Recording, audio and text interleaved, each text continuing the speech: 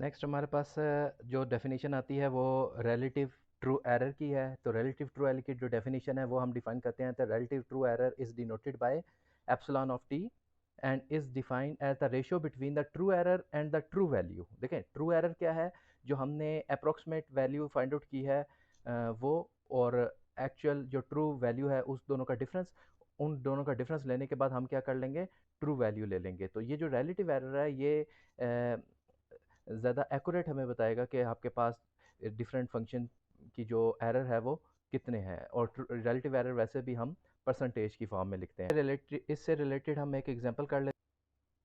ये हमारे पास एक एग्जांपल है, एग्जांपल 2.2, जिसके अंदर है कि डेरिवेटिव को अप्रोक्सीमेट करने का ये फार्मूला है F of X plus H minus F of X over H. तो हमने करना, ओरिजिनल फंक्शन हमारा F of X equal to 7 e⁻0.5x है।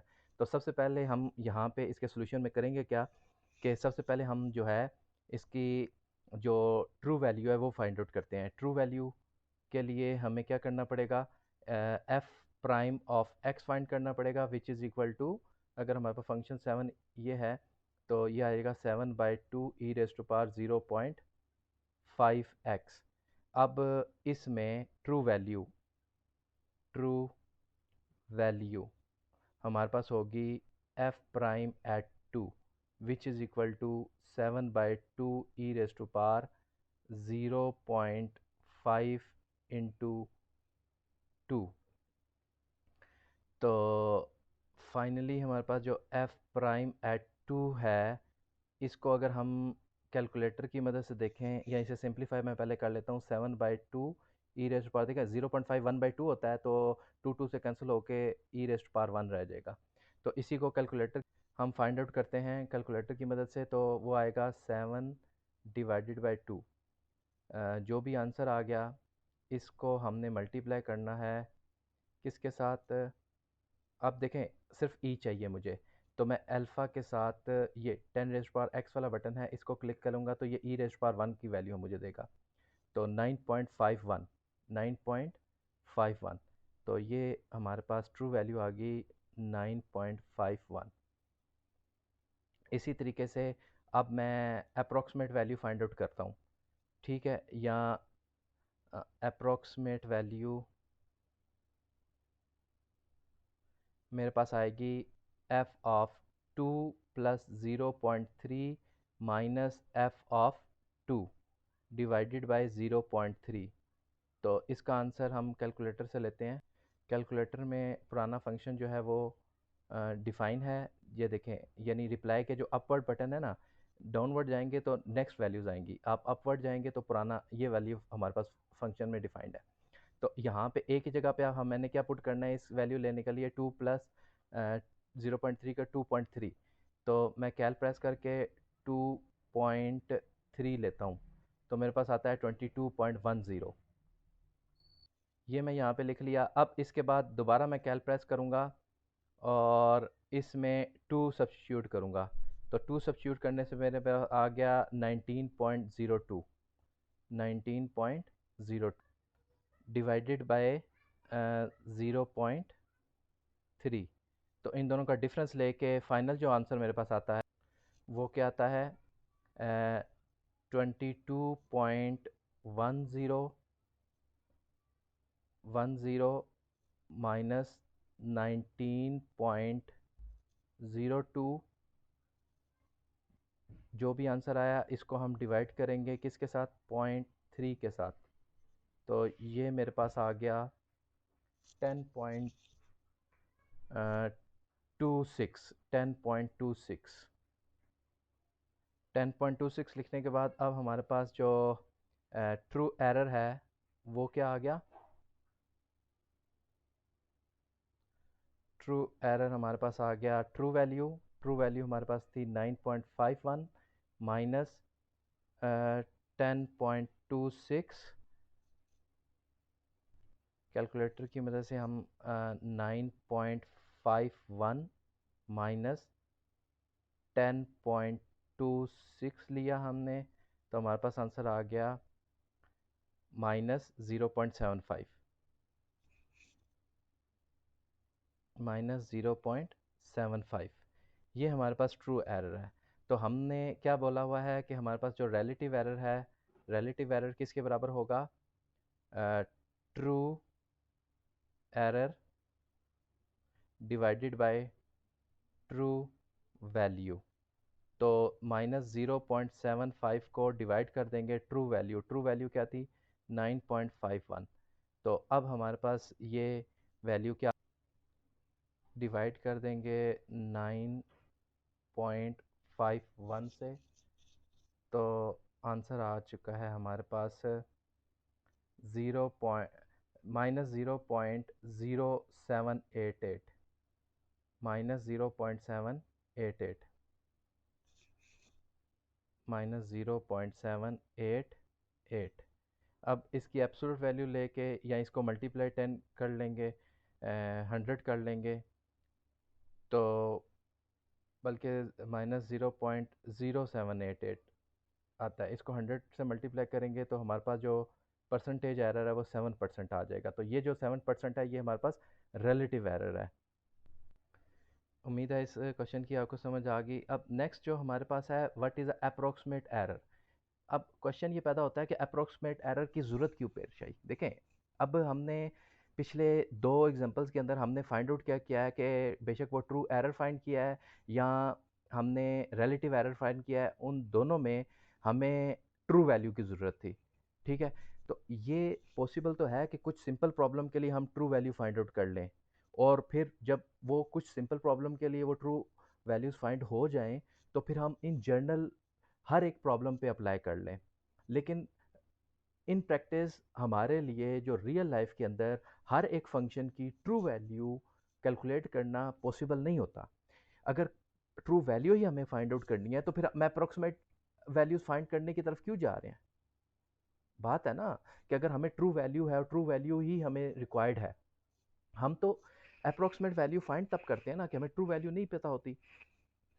तो अब हमें अगर लेट्स सपोज ट्रू वैल्यू नहीं पता, तो फिर हम जो यूज़ करते हैं वो अप्रोक्सीमेट एरर यूज़ करते हैं। और अप्रोक्सीमेट एरर का जो फार्मूला है वो ये है कि अप्रोक्सीमेट एरर को हम ई ऑफ ए से डिनोट करते हैं, और it is the difference between the present approximation and previous approximation. यानी दो डिफरेंट अप्रोक्सीमेशन हम ले लेते हैं, उन दोनों का डिफरेंस ले लेते हैं, वो हमारे पास अप्रोक्सीमेशन एरर आ जाता है। यानी हमने अब ट्रू वैल्यू से हट के दोनों की दोनों हमारे पास अप्रोक्सीमेशन ही है। ठीक है, और ये ज़्यादा रियलिस्टिक है, क्योंकि जो हमारे पास एग्जैक्ट वैल्यू है ना वो तो हर एक फंक्शन की फाइंड आउट नहीं होती। इससे रिलेटेड एक क्वेश्चन कर लेते हैं।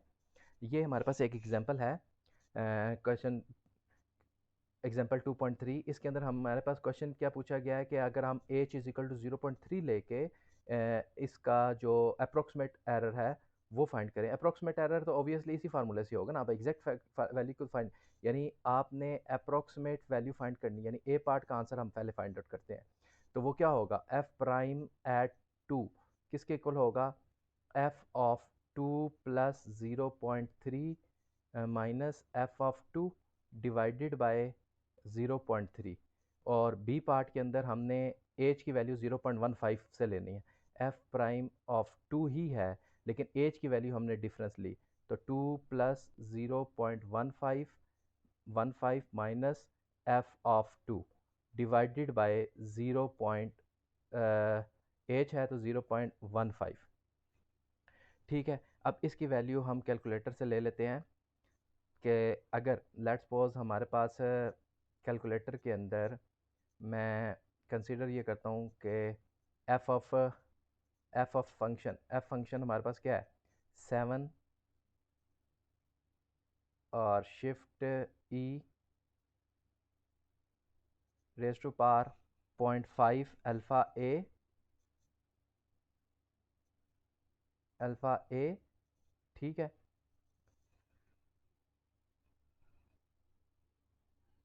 और ये मैं ब्रैकेट क्लोज कर रहा हूँ।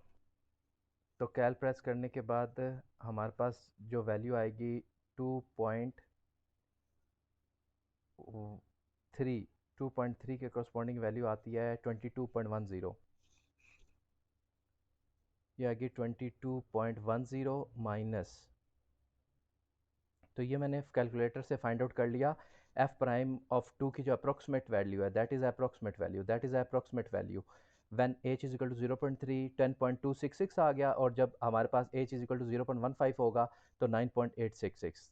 तो हमारे पास अब जो अप्रोक्सीमेट एरर है वो कितना आएगा, जो प्रीवियस वैल्यू थी, यानी कि प्रीवियस वैल्यू हमारे पास क्या थी, 10.266 माइनस 9.866।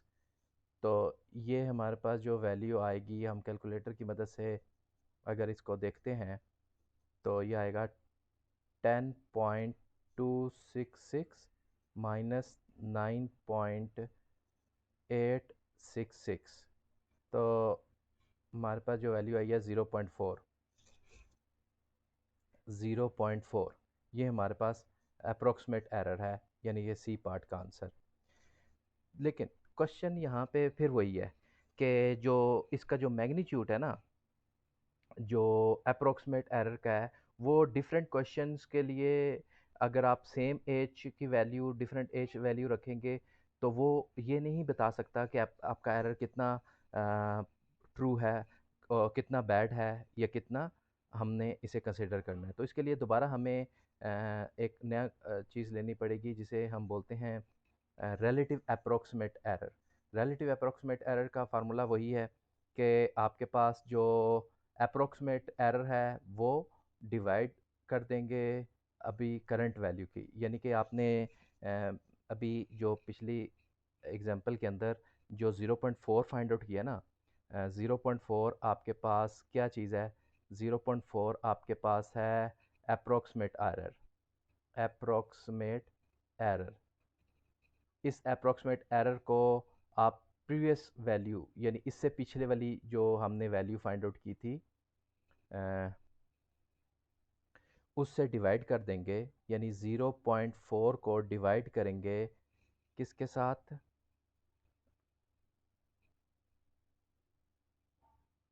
ये प्रीवियस वैल्यू 9.866 के साथ।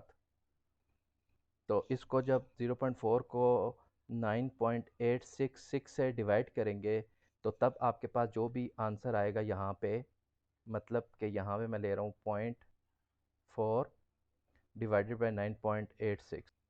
तो जब मैं 0.4 को डिवाइड कर रहा हूँ 9.866 से, तो मेरे पास एरर जो आ रहा है वो 0.040। तो इसी को अगर हम परसेंटेज लिखेंगे तो हमारे पास 0.040 को मल्टीप्लाई करेंगे 1/100 से, बल्कि मल्टीप्लाई करेंगे 100 से, तो हमारे पास जब मल्टीप्लाई 100 करेंगे तो हमारे पास